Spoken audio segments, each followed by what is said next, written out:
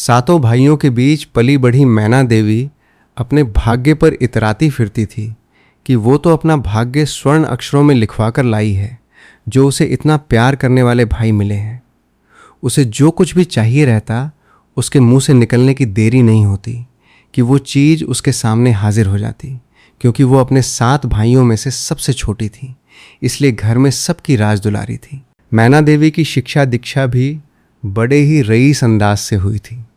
वो school college भी गई तो कभी अकेली नहीं गई। उसके आगे पीछे दास दासियों की तरह उसकी सहेलियां उसके संरक्षण के रूप में रहती थीं। मैना देवी के पिता शमशेर सिंह जी अपने ज़माने के बहुत बड़े रईस जमींदार हुआ करते थे।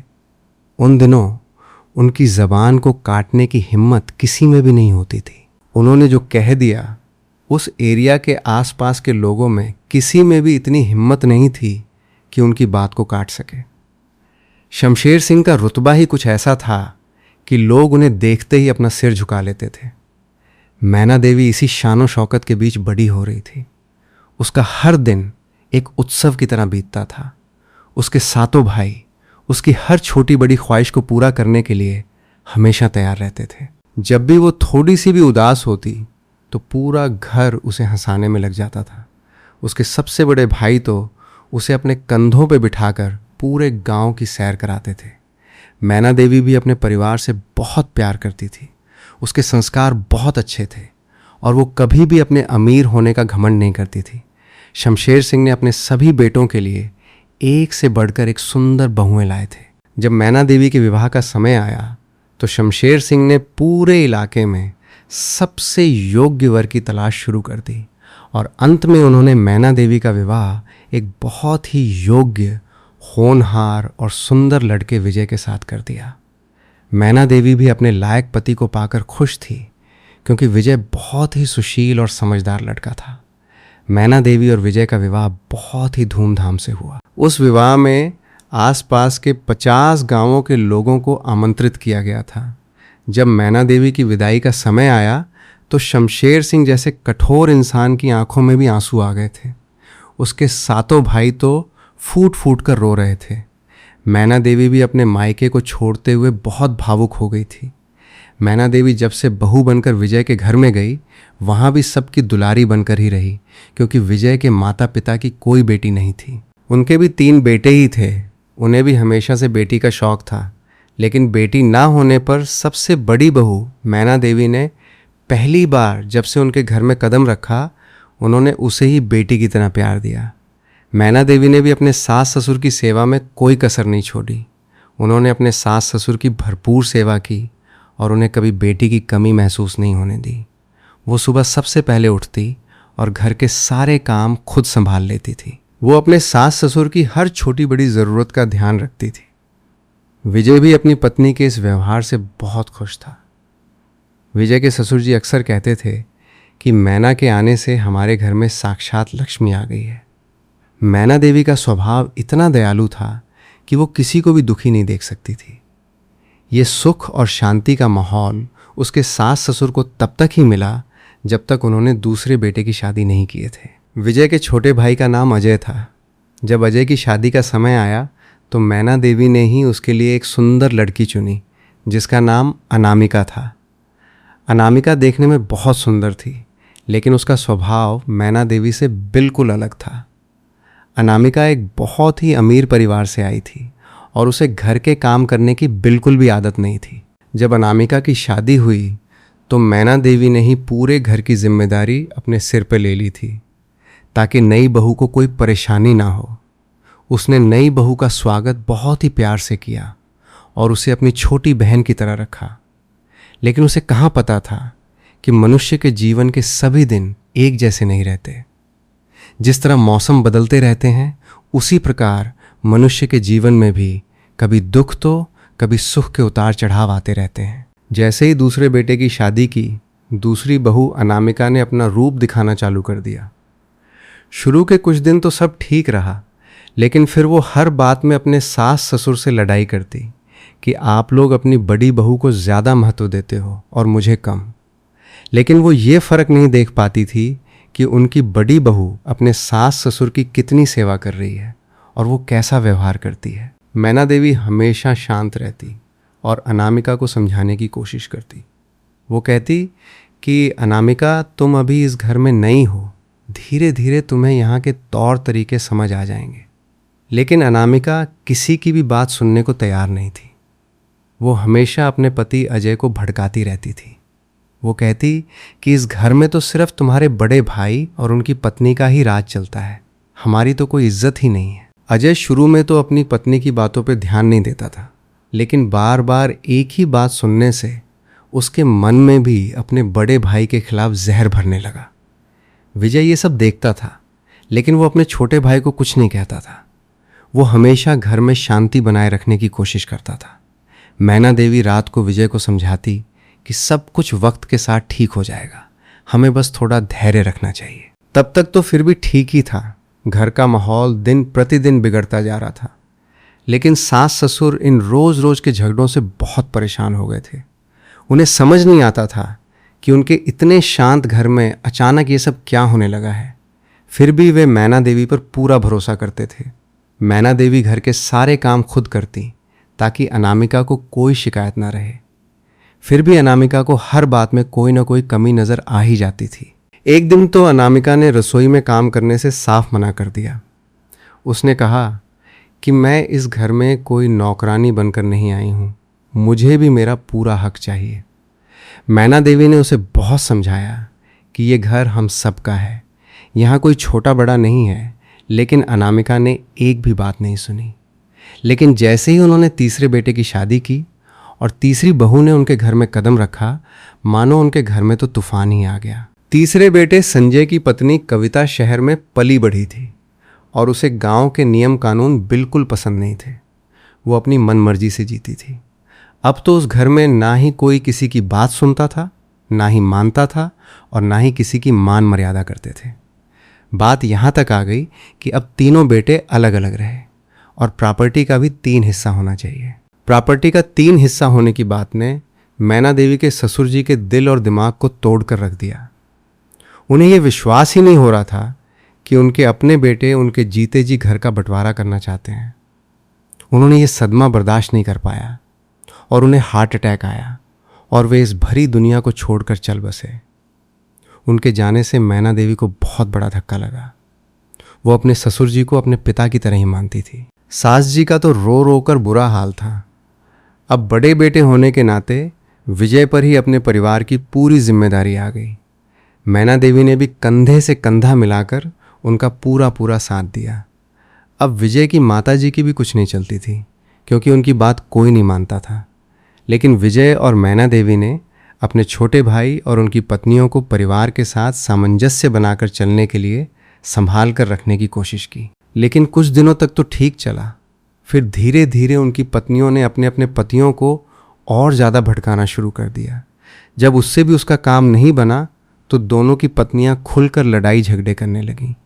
अनामिका और कविता ने मिलकर घर का माहौल बहुत ख़राब कर दिया था और एक दिन ऐसा आया कि विजय और मैना देवी की कोशिश नाकामयाब हो गई और तीनों भाई हमेशा के लिए अलग अलग रहने लगे। और उनकी माताजी को मैना देवी ने अपने पास रखा ताकि उन्हें किसी भी प्रकार की परेशानी ना होने पाए। मैना देवी दिल की बहुत ही अच्छी थी, दयालु थी। वो किसी का थोड़ा सा भी दुख देख नहीं सकती थी। वो किसी के भी थोड़े से भी दुख से दुखी हो जाती थी। उसने अपनी सास की सेवा उनके जीवन के अंतिम समय तक बहुत अच्छे से की। लेकिन पता नहीं, उनके अंदर इतनी अच्छी खूबियां होने के बावजूद भी वो माँ नहीं बन पाई। शादी के इतने साल बीत जाने के बाद भी उसकी सूनी गोद नहीं भरी थी। वहीं उसकी दोनों देवरानियां 2-2 बच्चों की माँ बन चुकी थीं। मैना देवी बच्चों से बहुत प्यार करती थी और उनके बच्चे अपनी माँ से कम अपनी बड़ी माँ से ज़्यादा प्यार करते थे, क्योंकि मैना देवी उन्हें बहुत लाड प्यार करती थी। लेकिन उनकी माँ मैना देवी को अगर अपने बच्चों के साथ देख लेती तो उल्हाना दिए बिना नहीं रहती थी और तुरंत अपने बच्चों का हाथ पकड़कर खींचकर अपने पास ले आती और कहती, अरे इस बांझ औरत का तो मुंह देखना भी अपशकुन होता है। पता नहीं हमारे बच्चों के ऊपर इसकी खाली छाया से हमारे बच्चों पर उसका बुरा प्रभाव पड़ जाए। और मैना देवी को सख्त हिदायत देती कि खबरदार मनहूस कहीं की हमारे बच्चों को अपने गंदे और अपवित्र हाथ भी लगाया तो कहीं हमारे बच्चे तेरे पास रहकर बीमार ना पड़ जाएं। बांझ क्या जाने प्रसव की पीड़ा, तेरे तो बच्चे ही नहीं हैं तो क्या जानेगी बच्चों को कैसे पाला पोसा जाता है। ऐसे ही कई ताने उसे सुनाकर मुंह बनाकर अपने बच्चों को उससे छीन कर ले जाती। ये भी नहीं सोचती थी कि उनके द्वारा ऐसा व्यवहार करने पर उस पर क्या प्रभाव पड़ेगा। बेचारी खुलकर रो भी नहीं सकती थी, वरना वे दोनों उस पर चढ़ाई कर देती और कहती, चुप कर बांझ कहीं की कलमुही, तेरे रोने से हमारे बच्चों पर गलत असर पड़ रहा है। हम नहीं चाहते कि तेरा हंसना या रोना किसी भी प्रकार की मनहूस आवाज़ हमारे बच्चों के कानों तक पहुँचे। बेचारी मैना देवी शिकायत करती भी तो किससे, इसलिए अपना मन मसोस कर चुप रह जाती और अपना दुख केवल भगवान को ही सुनाती। अब तो विजय जैसे ही खाना खाकर अपने काम पर निकल जाता, मैना देवी भगवान की भक्ति में ही सारा दिन बिता देती। वो मंदिर जाती और घंटों तक भगवान की मूर्ति के सामने बैठकर आंसू बहाती रहती थी। वो पूछती कि भगवान, आपने मुझे सब कुछ दिया, अच्छा पति दिया, अच्छा परिवार दिया, लेकिन मुझे माँ बनने का सुख क्यों नहीं दिया? क्या मेरी पूजा में कोई कमी रह गई थी? उसका दुख दिन प्रतिदिन बढ़ता ही जा रहा था, लेकिन फिर भी वो अपनी सास की सेवा करना और घर के सारे काम करना कभी नहीं भूलती थी। उसकी सास भी ये सब देखती थी और अपनी बड़ी बहू के दुख को समझती थी। सास उसे अपने गले लगाकर कहती कि बेटी तू धीरज रख, भगवान के घर देर हैं अंधेर नहीं, एक दिन तेरी गोद भी ज़रूर भरेगी।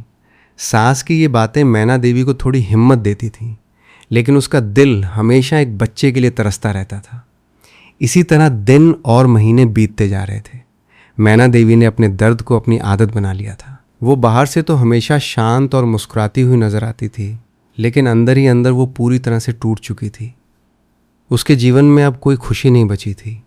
बस अपने पति और अपनी सास की खुशी के लिए वो अपना जीवन जी रही थी। उसकी देवरानियों के ताने हर दिन उसके दिल को छलनी करते रहते थे, लेकिन मैना देवी ने कभी भी उन्हें पलटकर जवाब नहीं दिया। उसने कभी किसी का बुरा नहीं चाहा। यही उसकी सबसे बड़ी खूबी थी जो उसे दूसरों से अलग बनाती थी। एक दिन महाशिवरात्रि का पर्व था। सभी लोग अपनी अपनी शक्ति के अनुसार पूजा पाठ कर रहे थे। मैना देवी ने भी व्रत रखा, दिन और रात पूरे 24 घंटे का उपवास रखा और दूसरे दिन सुबह तड़के पूजा की सामग्री को मंदिर के किनारे की बहती नदी में विसर्जन करने के लिए गई। ये सोचते हुए उनकी आंखों में आंसू आ गए कि काश भगवान, अगर मेरी भी संतान होती तो मैं भी उसके साथ आपके मंदिर में आती और इस पूजन की सामग्री को विसर्जन करने आती।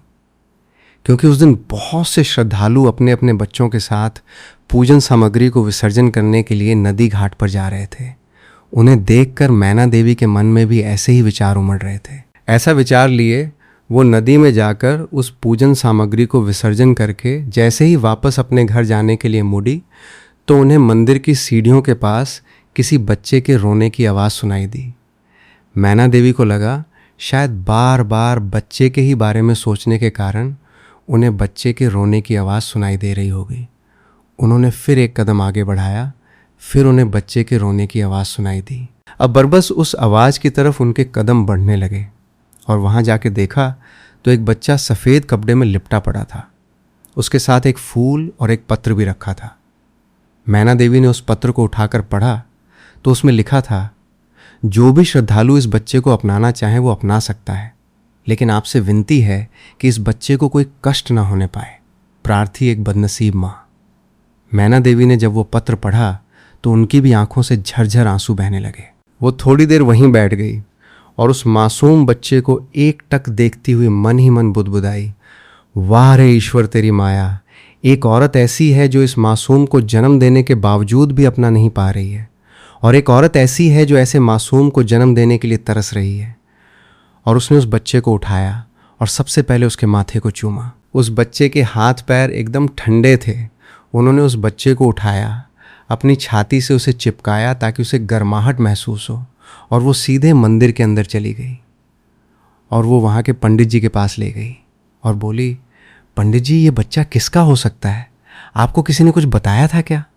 पंडित जी बोले, बेटी यहाँ आए दिन कोई ना कोई अपना मासूम बच्चा भगवान की शरण में छोड़ जाते हैं। ये सोचकर कि भगवान ने ही जन्म दिया है तो वही उसका भरण पोषण भी करेगा और जो लोग भी ऐसे मासूम बच्चे को छोड़ जाते हैं वे किसी न किसी मजबूरी के कारण ही छोड़ जाते हैं।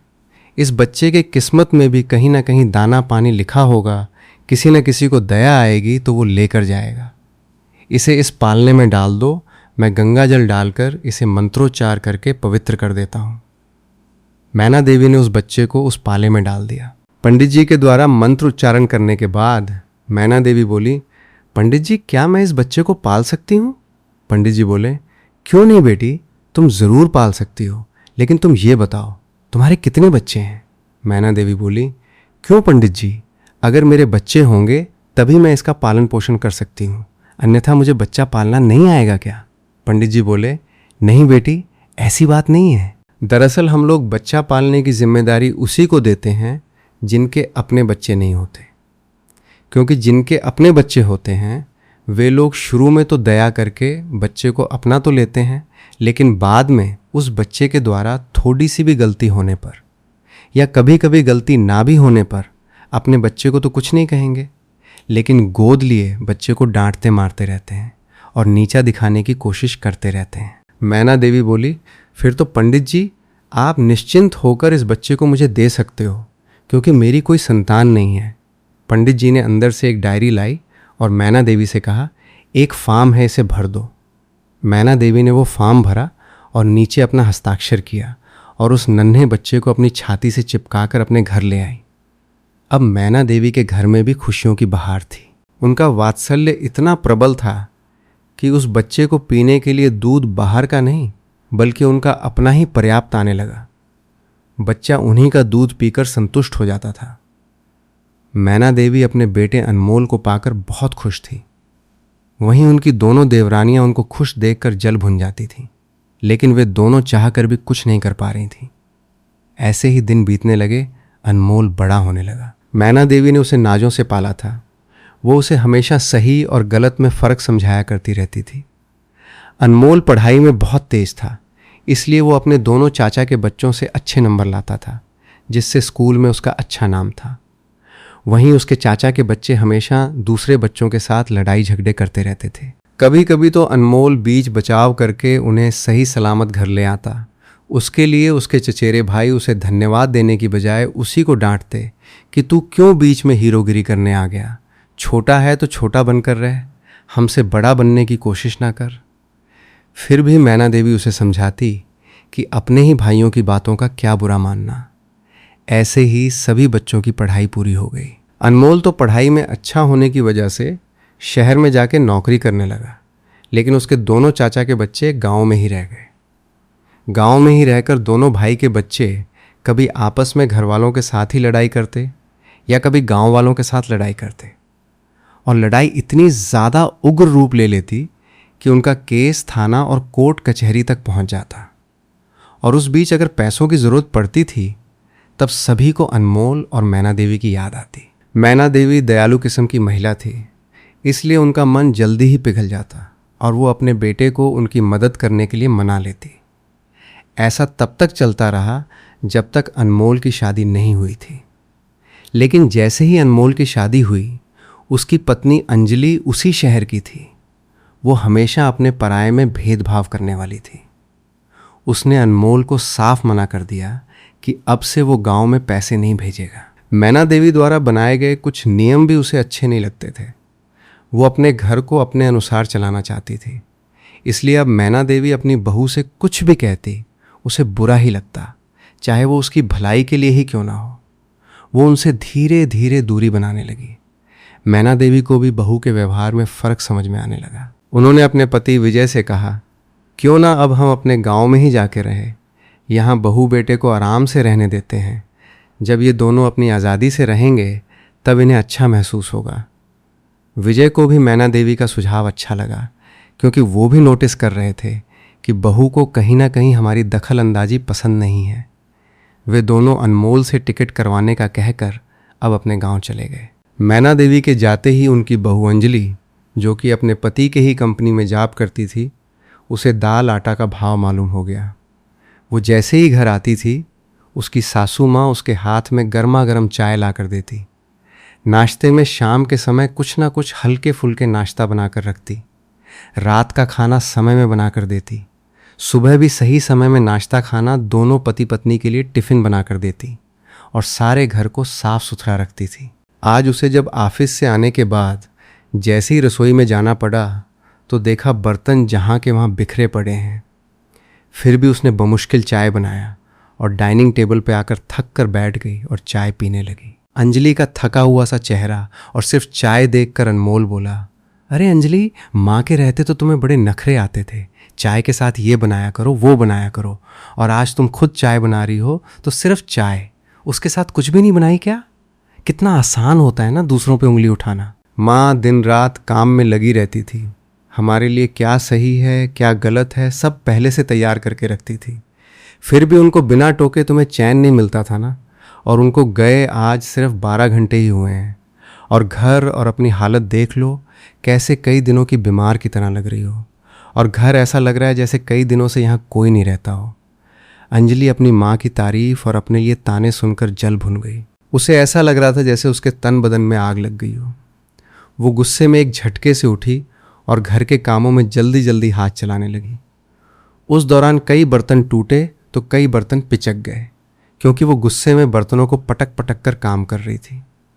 अनमोल मन ही मन खुश हो रहा था।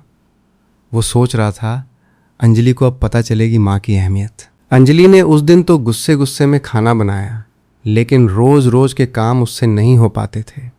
वो थक कर चूर हो जाती थी।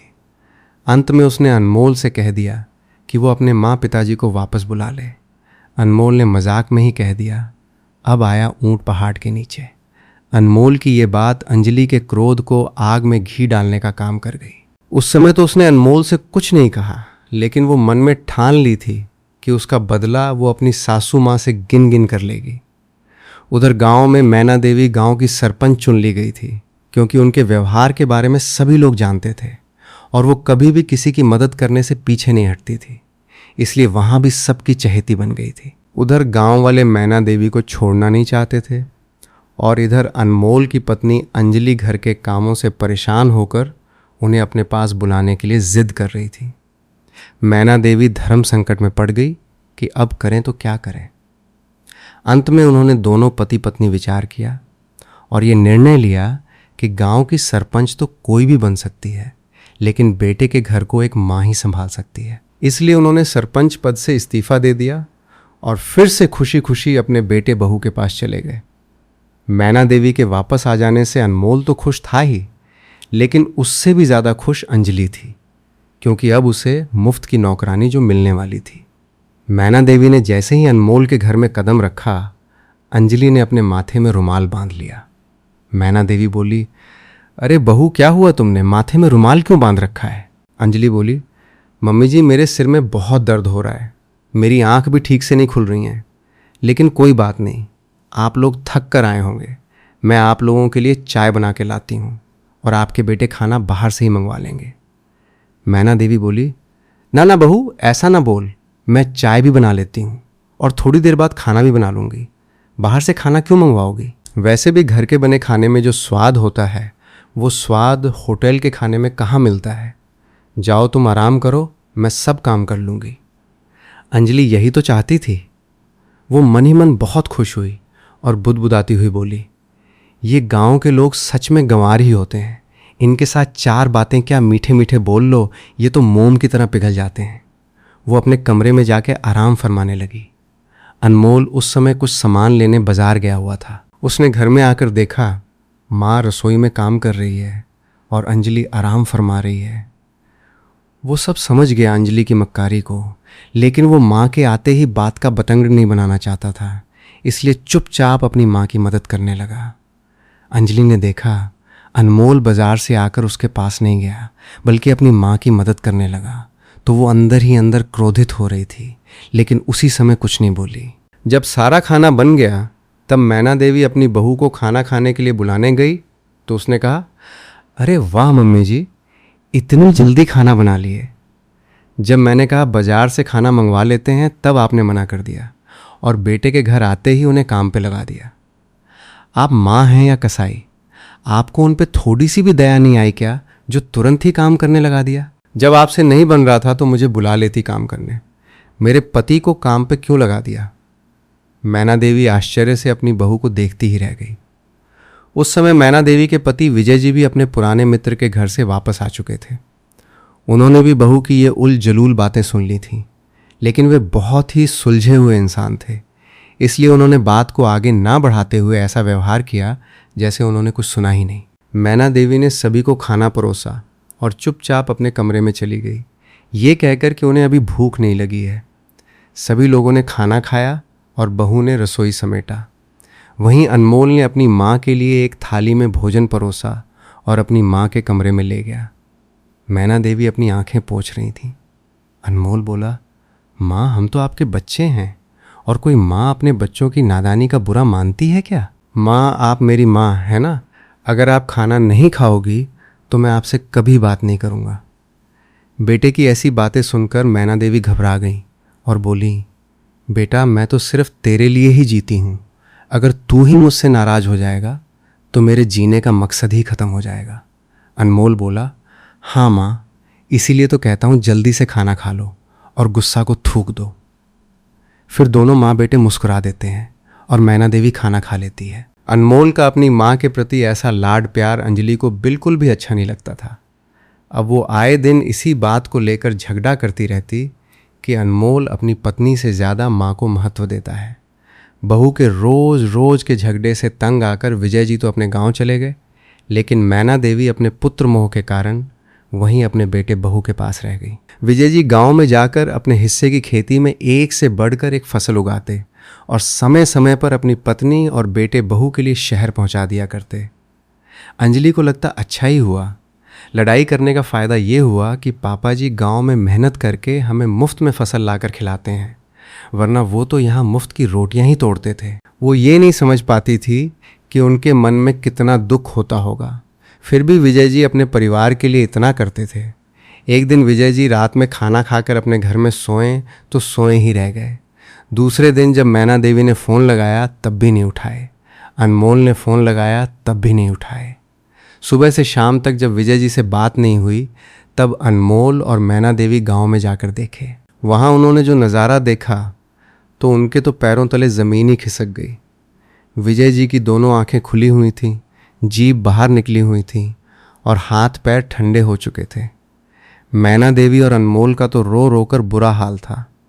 फिर भी उन्होंने उन्हें डॉक्टर के पास लेकर गए। वहाँ डॉक्टर ने उन्हें मृत घोषित कर दिया। मैना देवी और अनमोल ने उनका अंतिम संस्कार किया और फिर वे फिर से शहर चले गए। अब अंजलि को पता था मैना देवी का उनके अलावा कोई नहीं है, इसलिए वो उन पर पहले से भी ज़्यादा अत्याचार करने लगी। पहले जिस कमरे में वो विजय जी के साथ रहती थीं, वहाँ से हटाकर एक छोटे से कमरे में शिफ्ट कर दी। उसी बीच अनमोल को कंपनी की तरफ से प्रचार करने लिए गांव-गांव घूमने जाना था, इसलिए उसने अपनी पत्नी को हिदायत दे रखा था कि वो उसकी माँ का ध्यान रखे। अंजलि ने उस समय तो हाँ कह दिया, लेकिन अनमोल के जाते ही अपनी सास को अपने घर के काम तो करवाती ही थी, साथ साथ दूसरों के घरों में भी काम करने भेजती। अगर वो ना नुकुर करती तो वो उन्हें बहुत मारती पीटती। ऐसे ही 6 महीने बीत गए। अनमोल घर नहीं आया था, केवल फ़ोन से बात करता था और माँ से बात करना होता तो अंजलि अपने सामने उनसे बात करवाती। अंजलि ने एक शादी के समारोह में काम करने का आर्डर ले लिया था। उसी दिन मैना देवी की इतनी तबीयत खराब हुई कि वो बिस्तर से उठ ही नहीं पा रही थी। अंजलि ने देखा बुढ़िया अभी तक सो रही है। वो उनके पास गई और उनके बाल पकड़कर सीधे बैठा दी। बेचारी मैना देवी दर्द से कराहती रह गई। बोली, बहू दर्द हो रहा है, छोड़ दो। बहू बोली, बुढ़िया आराम फरमाने से फुर्सत मिले तब तो उठेगी। मैंने पहले ही बताया था ना, एक शादी समारोह में काम करने जाना है और अब तक सो रही है। अपना खैरियत चाहती है तो जल्दी से उठ और तैयार होकर जा, वरना तेरे बेटे के आते तक जिंदा भी नहीं रह पाएगी। मैना देवी उठी और तैयार होकर चली गई। वहाँ जाकर देखा शादी में भयंकर भीड़ है। उनके हाथ पैर कांप रहे हैं और उन्हें शरबत परोसने का काम दिया गया। वो कुछ दूर तक तो गई, लेकिन थोड़ी ही दूर जाकर बेहोश होकर गिर गई। उनके हाथ में रखे महंगे कांच के ग्लास टूट गए। वहाँ का मालिक उस बुढ़िया की हालत पर दया ना करते हुए अपने महंगे गिलास के लिए उस पर चिल्लाने लगा और बोला, बुढ़िया तेरा पेमेंट काटूंगा। जब काम करने की हिम्मत नहीं रहती तो काम पर आते ही क्यों हो, कहकर चिल्लाते ही जा रहा था। जबकि वो बेहोशी की हालत में कुछ सुन भी नहीं पा रही थी। माँ के चले जाने से अनमोल को बहुत बड़ा सदमा लगा। वो फूट फूट कर रोने लगा और अपनी माँ के शव से लिपट गया। अस्पताल के सभी लोग अनमोल का ये दुख देखकर अपनी आंखें पोंछ रहे थे। अनमोल को यकीन ही नहीं हो रहा था कि जिस माँ ने उसे अपनी जान से भी ज़्यादा प्यार दिया, वो आज उसे हमेशा के लिए छोड़कर चली गई है। उसने भारी मन से अपनी माँ का अंतिम संस्कार किया और फिर अपने घर वापस लौटा। घर पहुंचकर उसने अंजलि को देखा, जो अभी भी अपने आराम में मस्त थी। अंजलि ने अनमोल को देखते ही पूछा कि वो इतने दिनों बाद आया है और उसका चेहरा इतना उतरा हुआ क्यों है। अनमोल ने बिना कोई जवाब दिए अपनी माँ के कमरे की तरफ रुख किया। अंजलि भी उसके पीछे पीछे गई और बोलने लगी कि ये बुढ़िया बिना बताए कहाँ गायब हो गई है। घर के सारे काम पेंडिंग पड़े हैं और मुझे शादी के आर्डर का काम भी अकेले संभालना पड़ा। अनमोल ने मुड़कर अंजलि को एक तीखी नज़र से देखा, लेकिन वो अपनी माँ के शोक में इतना डूबा हुआ था कि उसने उस वक्त अंजलि से कोई बहस नहीं की। वो अपनी माँ के छोटे से कमरे में गया जहाँ एक पुरानी चारपाई बिछी हुई थी। कमरे में माँ की खुशबू अभी भी बसी हुई थी। अनमोल माँ की चारपाई पर बैठ गया और उनकी पुरानी चीज़ों को देखने लगा। उसने देखा कि चारपाई के नीचे एक पुरानी टूटी सी टीन की पेटी रखी हुई थी, जो मैना देवी हमेशा छुपा कर रखा करती थी। अनमोल ने उस पेटी को बाहर निकाला और उसका ताला खोलने की कोशिश की। पेटी का ताला पुराना होने की वजह से आसानी से खुल गया। जब अनमोल ने पेटी खोली तो उसमें मैना देवी के कुछ पुराने कपड़े, एक छोटी सी भगवान की मूर्ति, एक डायरी और एक सरकारी फार्म रखा हुआ था। अनमोल ने सबसे पहले उस फार्म को उठाया और उसे पढ़ने लगा। जैसे ही उसने फार्म पर लिखे शब्दों को पढ़ा, उसकी आंखों से आंसुओं की झड़ी लग गई। वो फार्म वही फार्म था जो मैना देवी ने सालों पहले महाशिवरात्रि के दिन मंदिर में पंडित जी के पास भरा था, जिसमें साफ साफ लिखा था कि मैना देवी और विजय जी अनमोल को गोद ले रहे हैं और वे उसके कानूनी माता पिता बन रहे हैं। अनमोल का पूरा शरीर कांपने लगा। उसे ये जानकर बहुत बड़ा झटका लगा कि जिसे वो अपनी सगी माँ मानता आया था, वो वास्तव में उसकी सगी माँ नहीं थी, बल्कि उसने तो अनमोल को मंदिर की सीढ़ियों से उठाकर अपना बेटा बनाया था। अनमोल का दिल बैठ गया।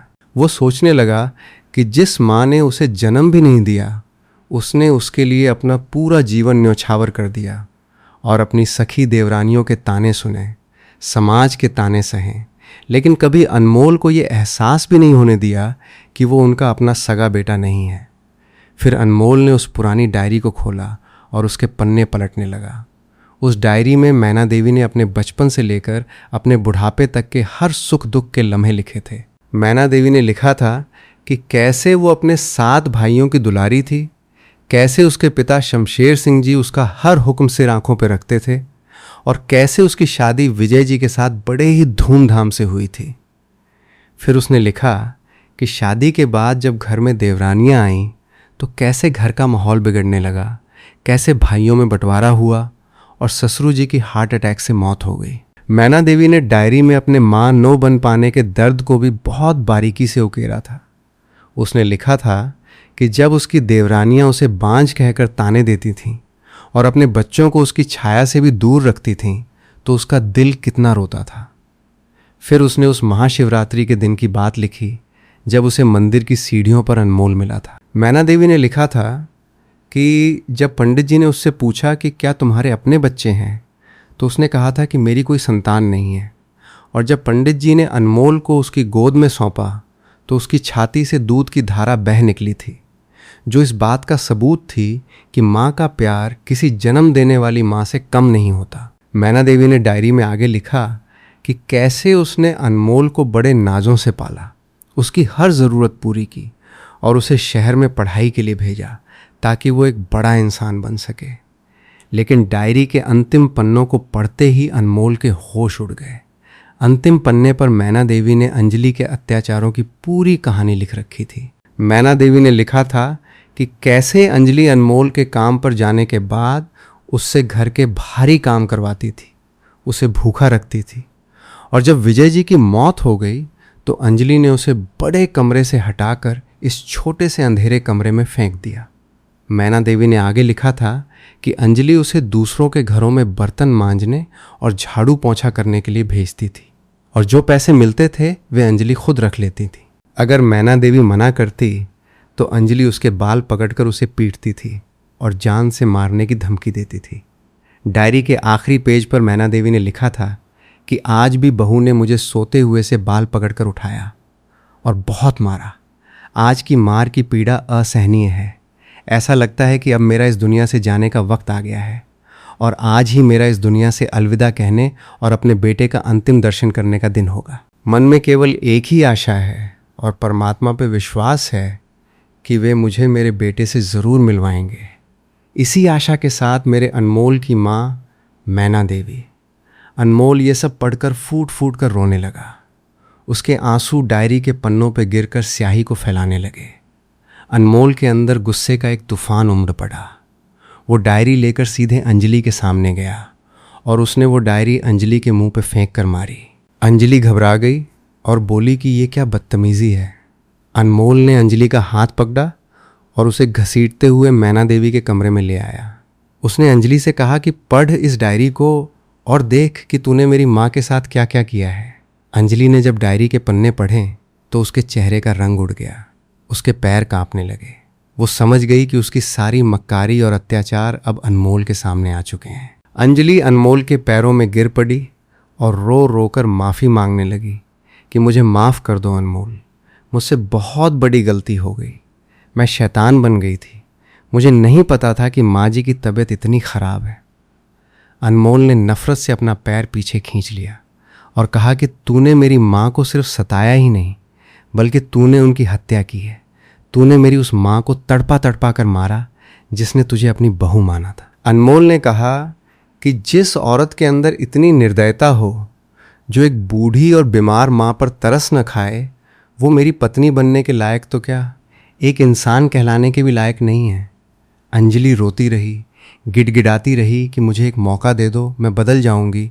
लेकिन अनमोल का दिल अब पत्थर हो चुका था। उसने अंजलि से कहा कि आज और अभी इसी वक्त मेरे घर से निकल जा, वरना मैं पुलिस को बुलाकर तुझे जेल भिजवा दूंगा, क्योंकि मेरे पास तेरी इस हैवानियत का पूरा सबूत इस डायरी के रूप में मौजूद है। अंजलि समझ गई कि अब अनमोल उसे कभी माफ़ नहीं करेगा। वो रोते हुए अपना सामान समेटकर अपने मायके चली गई।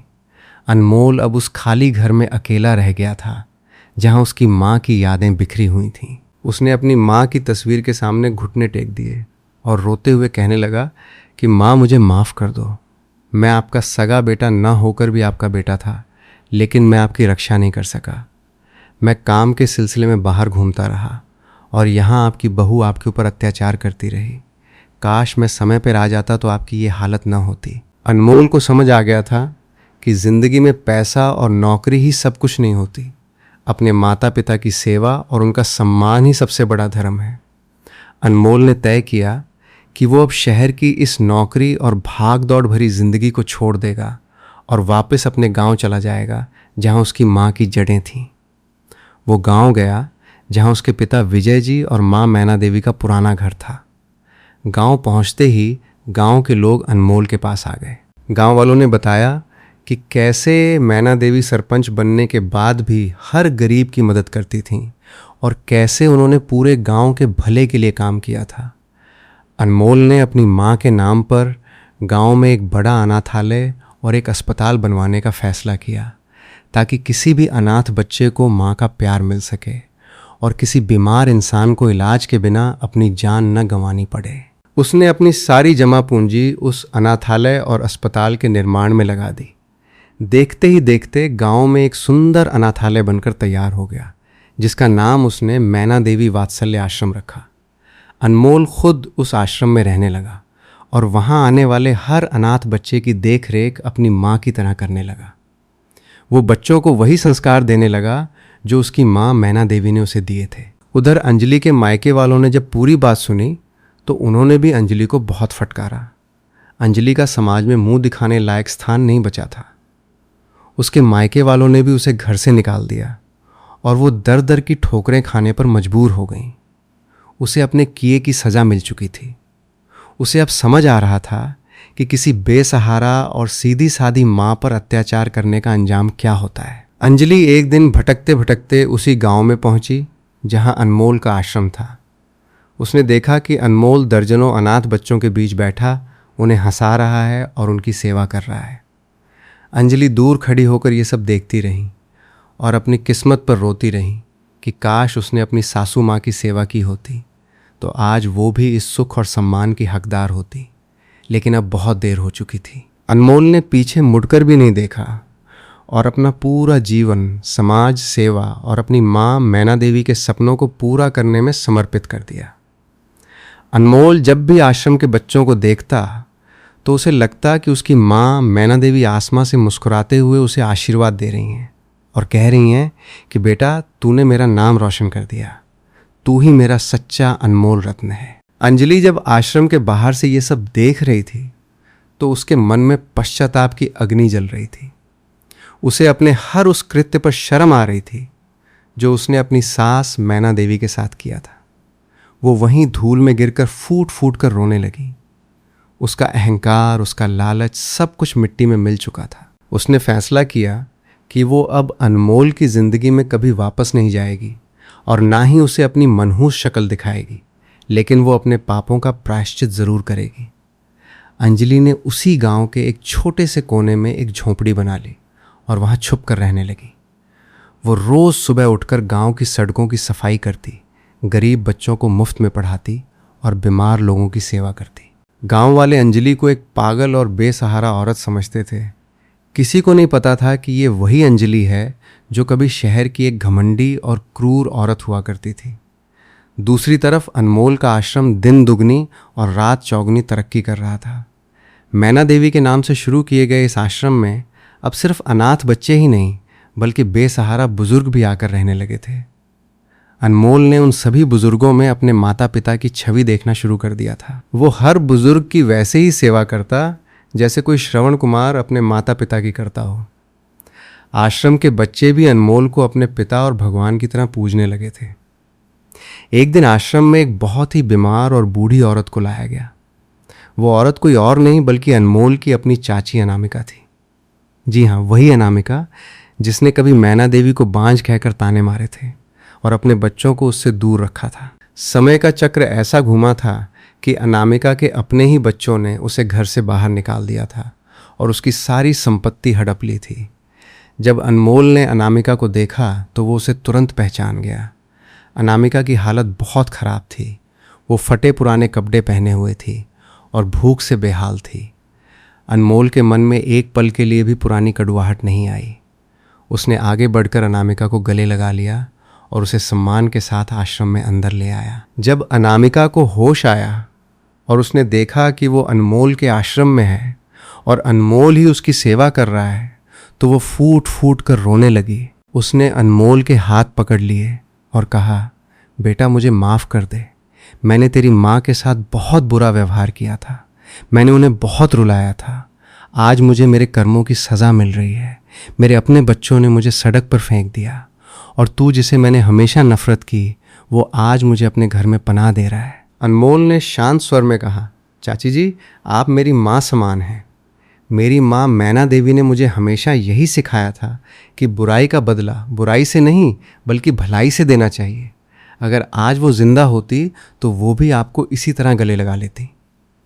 अनामिका ये सुनकर और भी ज़ोर से रोने लगी और मैना देवी की तस्वीर के सामने जाकर घुटनों के बल बैठ गई।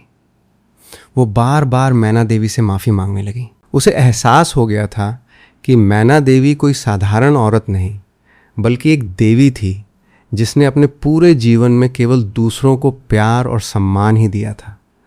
अनमोल ने अनामिका को वहीं आश्रम में रख लिया और उसकी पूरी देखभाल करने लगा। कुछ महीनों बाद गांव में एक भयंकर बाढ़ आ गई। चारों तरफ पानी ही पानी भर गया। गांव के कई कच्चे मकान गिर गए और लोग बेघर हो गए। ऐसे समय में अनमोल और उसका आश्रम गांव वालों के लिए एक बहुत बड़ा सहारा बनकर उभरा। अनमोल ने अपने आश्रम के दरवाजे सभी के लिए खोल दिए। उसने और आश्रम के बच्चों ने मिलकर लोगों को खाना खिलाया और उनके रहने की व्यवस्था की। उसी बाढ़ के दौरान अंजलि भी पानी में डूबते डूबते बची थी। गांव के कुछ लोग उसे भी बचाकर आश्रम ले आए। जब अंजलि को होश आया तो उसने खुद को उसी आश्रम में पाया जिसे अनमोल ने बनवाया था। अंजलि ने देखा कि अनमोल घायलों की पट्टी कर रहा है और बच्चों को खाना खिला रहा है। अंजलि की आंखों से आंसू बहने लगे।